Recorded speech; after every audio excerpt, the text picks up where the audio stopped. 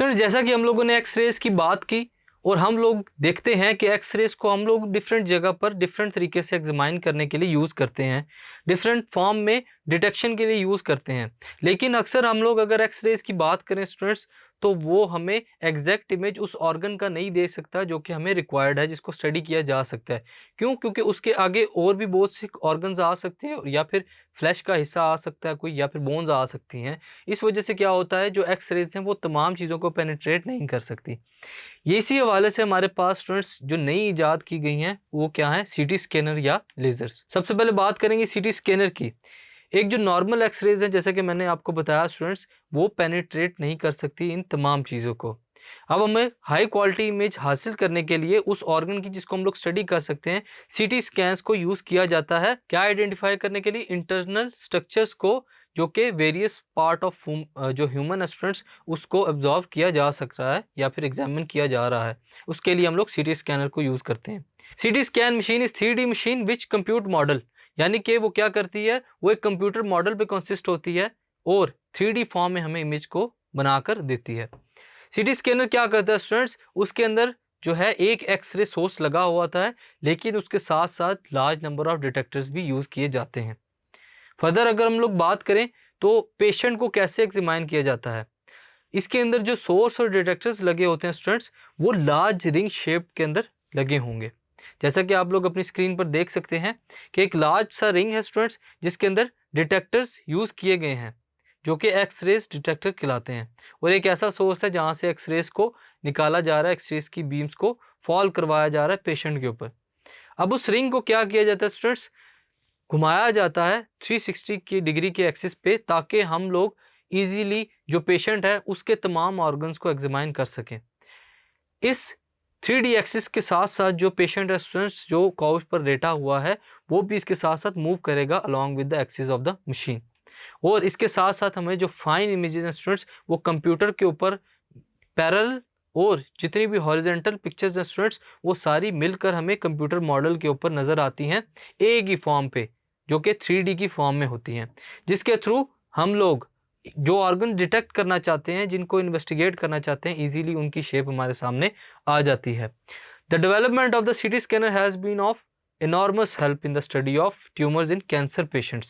सीटी स्कैनर को यूज़ किया जाता है ज़्यादातर मोस्टली ट्यूमर्स फाइंड करने के लिए जो कि कैंसर पेशेंट्स के अंदर मौजूद होते हैं, जिसकी वजह से हमें हाई क्वालिटी इमेजेस मिलती हैं किनकी, उन ट्यूमर्स की, ताकि हम लोग उस जो पार्ट है या ऑर्गन है उसको एग्जामिन कर सकें। ये है हमारे पास स्टूडेंट्स कॉन्फ़िगरेशन सीटी स्कैनर की। अब हम लोग बात करेंगे स्टूडेंट्स लेजर्स की। लेज़र क्या होती है? The term laser is an abbreviation of light amplification by stimulated emission of radiations. ये इसकी एब्रीवेशन है। लेज़र एक मार्केबल डिवाइस है स्टूडेंट्स, जिससे प्रोड्यूस कर सकते हैं हम लोग एक इंटेंस और हाईली पैरेलल बीम को, जो स्पेसिफिकली टारगेटेड होती है, जिसके अंदर कोहेरेंट सोर्स को यूज़ किया जाता है, ताकि वो बिल्कुल उसी स्पॉट पर जाए जहाँ पर हम लोग उसको सेंड करना चाहते हैं। जो सबसे पहले लेज़र जिसने फैब्रिकेट की थी, उनका नाम था TH मेमैन, और ये फॉर्म हुई थी, फॉर्मुलेट हुई थी किसमें, 1960 के अंदर। हम लोग इसके लिए लेज़र को वर्किंग को अंडरस्टैंड करने के लिए स्टूडेंट्स हम लोग कुछ फैक्टर्स डिफाइन करते हैं, जिनमें हम लोग बात करते हैं स्पॉन्टेनियस इमिशन की, स्टिमुलेटेड इमिशन की और पॉपुलेशन इन्वर्जन की। इसको समझना लाजमी है लेज़र की वर्किंग प्रिंसिपल को समझने के लिए। सबसे पहले हम लोग बात करेंगे स्पॉन्टेनियस एंड स्टिमुलेटेड इमिशन की। स्पॉन्टेनियस एंड स्टिमुलेटेड इमिशन क्या है? हम लोगों ने देखा कि एक पॉसिबल मेथड है क्या करने का, एक्साइट करने का एटम को, जिसकी वजह से उस एटम से क्या एक्साइट निकलते हैं स्टूडेंट्स, फोटॉन्स निकलते हैं, जिनकी एनर्जी इक्वल होती है किसकी, एक्साइटेशन ऑफ एटम के लिए। यानी कि जो एटम की एक्साइटेशन एनर्जी है वो उस एनर्जी के इक्वल होगी जो फोटॉन की एक्साइटेशन एनर्जी होती है। ये जो एक्साइटेशन एनर्जी होती है हमारे पास, जिसको हम लोग डेल्टा ई से डिनोट करते हैं स्टूडेंट्स, ये क्या होता है, डिफरेंस होता है किन दो पॉसिबल एनर्जीज का, जो हम लोग जिनको डिस्कस करें। एक होगी फोटॉन की एनर्जी और दूसरी होगी हमारे पास एटम की एनर्जी। इन दोनों के दरमियान जो डिफरेंस है स्टूडेंट, इसको हम लोग बात करते हैं इसकी एक्साइटेशन एनर्जी की। जो एक्साइटेड एटम होता है स्टूडेंट्स, वो वेट करता है किसी ब्रीफ पीरियड के लिए। वो ब्रीफ पीरियड कितना होगा स्टूडेंट्स, 10⁻⁻8 सेकेंड्स। और इतनी देर वेट करने के बाद क्या होता है कि spontaneously drop backs to its lowest energy state, यानी कि एटम की एक्साइटेड एनर्जी कुछ टाइम के लिए 10⁻⁸ सेकेंड्स के लिए हायर होती है और फिर लोअर बैक हो जाती है कुछ टाइम के बाद। इस दौरान क्या होता है स्टूडेंट्स, एक फोटोन भी एमिट होता है जिसकी एनर्जी एग्जैक्टली एटम की एनर्जी के इक्वल होती है डेल्टा ई के।